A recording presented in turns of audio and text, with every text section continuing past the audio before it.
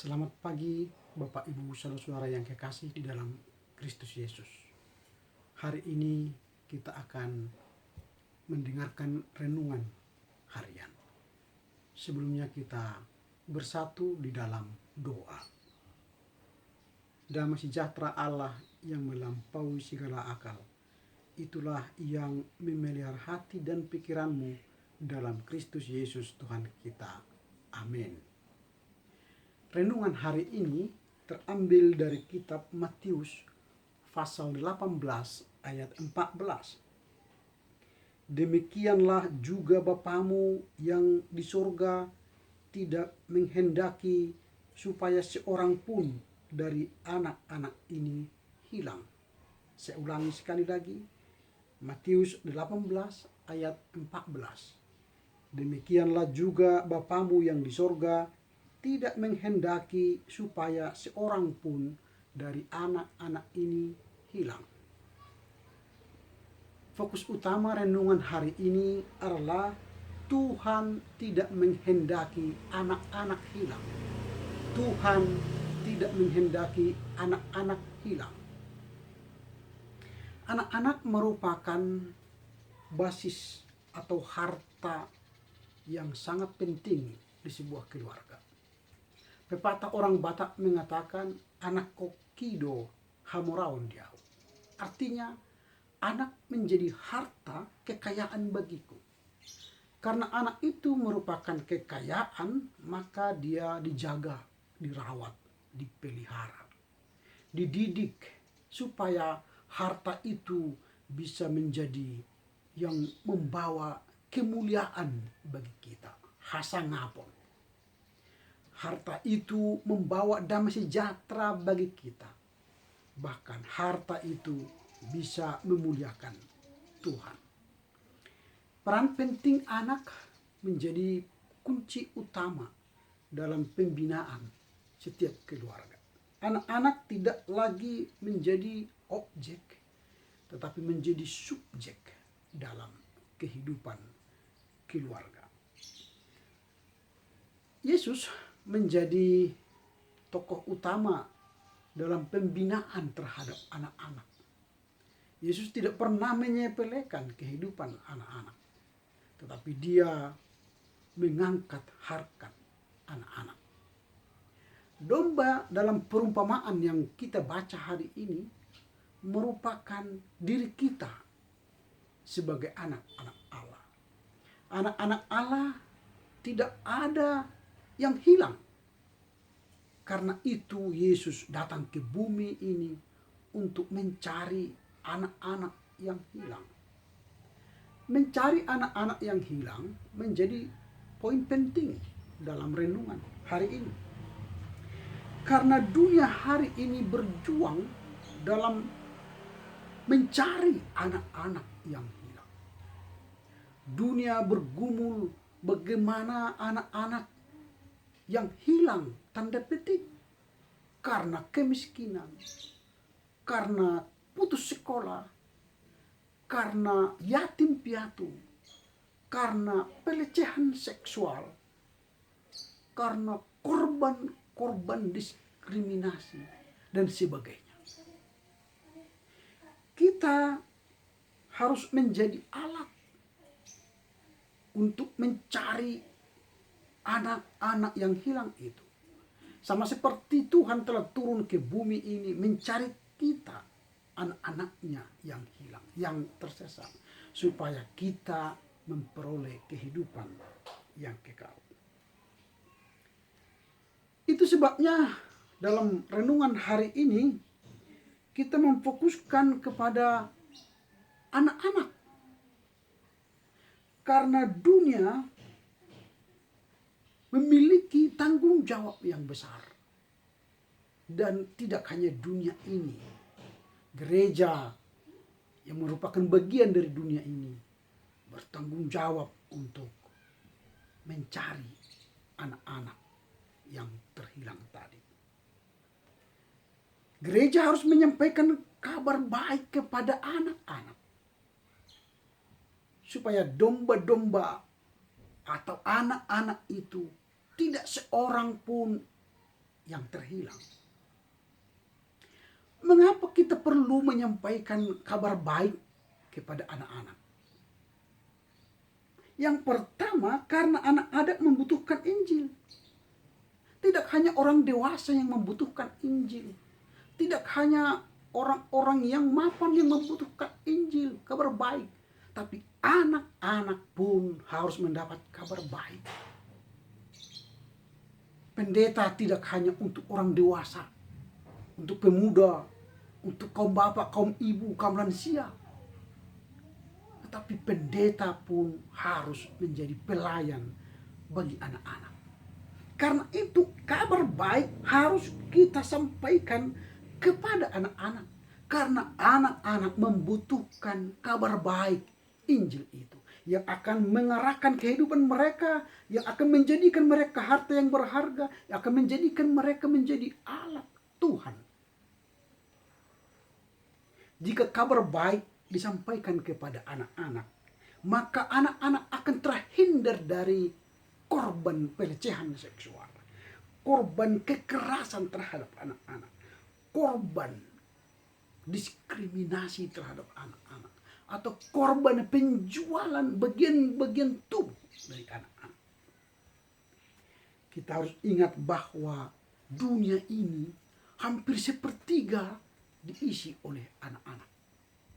Itu berarti tanggung jawab kita besar memberitakan Injil kepada anak-anak, agar dunia ini menjadi surga. Kalau kita melihat pergumulan anak-anak sekarang, lebih dari 90 juta balita mengalami busung lapar di dunia ini. 134 juta anak-anak tidak bisa mengecap bangku sekolah. 171 juta terpaksa menjadi pekerja untuk melanjutkan kehidupan keluarga. Bahkan 376 juta anak-anak tidak menggunakan air bersih dalam kehidupan sehari-hari. Melihat data dan fakta ini, berarti kita harus memberitakan kabar baik kepada mereka, supaya mereka bisa keluar dari keterhilangan itu. Yang kedua, alasan kita mengapa kita harus memberitakan Injil kepada anak-anak, karena memberitakan Injil kepada anak-anak menyenangkan hati Tuhan Yesus. Memberitakan Injil kepada anak-anak, memberitakan Injil kepada anak-anak menyenangkan hati Tuhan Yesus. Itu sebabnya menyebarkan, memberitakan kabar baik kepada anak-anak sangat penting. Memang kita orang dewasa menganggap sepele melihat anak-anak. Bahkan selalu menilai mereka secara negatif.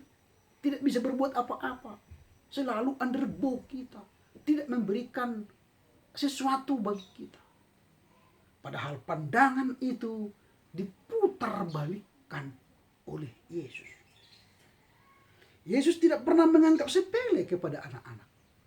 Bahkan ketika murid-murid datang, melihat anak-anak datang kepada Yesus, dia mengatakan, jangan melarang anak itu datang kepadaku, tapi biarkanlah anak-anak itu datang kepadaku. Itu berarti Yesus menganggap anak-anak itu sangat penting. Maka kabar baik harus kita beritakan kepada mereka, supaya mereka memperoleh kehidupan yang kekal sama seperti kita.